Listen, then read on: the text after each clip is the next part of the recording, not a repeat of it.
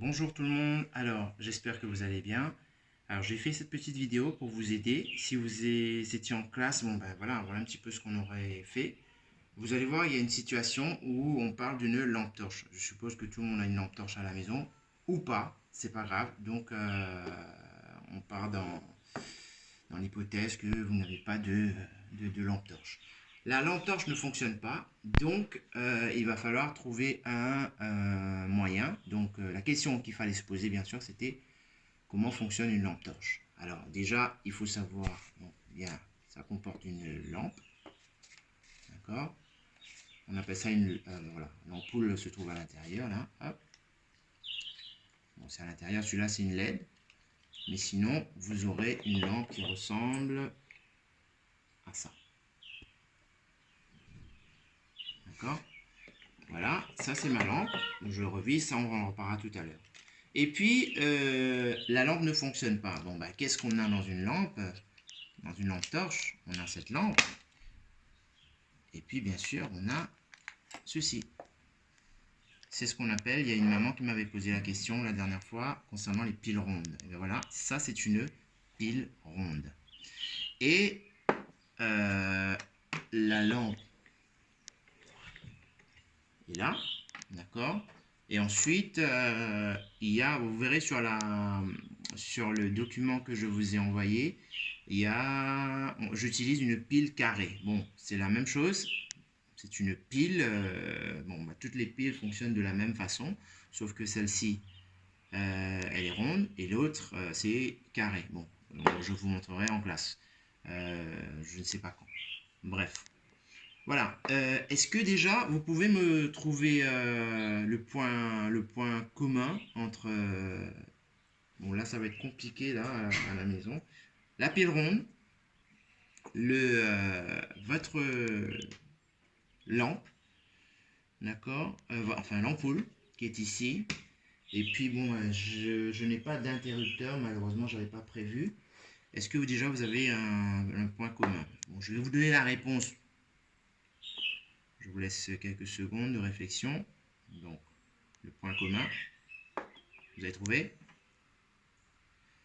Alors, vous allez voir que, en fait, le point commun, c'est qu'ils possèdent tous, même je peux vous montrer celui-là. Hop, ça s'appelle un générateur du collège, qu'on aurait utilisé en classe. Mais je vais faire les manips pour vous expliquer. Alors, le générateur du collège, donc voilà. Est-ce que vous avez trouvé le point commun entre ça et ça? Donc celui-là, je sais que ça va être compliqué pour vous pour l'instant à trouver le point commun. Alors, le point commun, entre autres, ce que j'attendais de votre part, on aurait, après plusieurs questionnements en classe, trouvé que, eh bien, ils possèdent tous, vous voyez là, les éléments là, ces éléments, possèdent tous deux bornes. Deux bornes. Alors, qu'est-ce qu'une borne? Eh bien, ce sont les extrémités. Ça, c'est une borne, et une autre borne se trouve ici. Voilà, les parties les plus importantes. Le générateur qui est ici, vous voyez, vous avez également une et deux bornes. On peut même trouver un point commun entre les deux. Regardez au-dessus, c'est marqué plus et moins. Pour la pile, vous voyez, c'est marqué plus et moins. Et bien sûr, n'importe quelle pile, vous aurez le plus et le moins. Et maintenant, la lampe, c'est la même chose. Il y a deux bornes.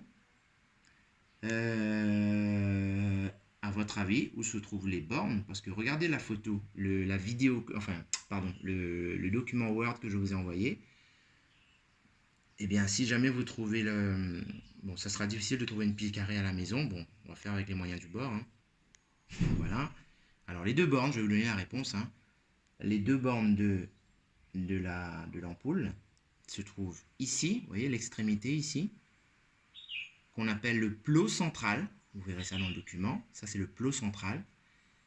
Et ce qu'il y a autour, en métal, vous voyez toute cette partie, qui s'appelle le culot. Donc, on a le plot central et le culot. Donc, deux bornes.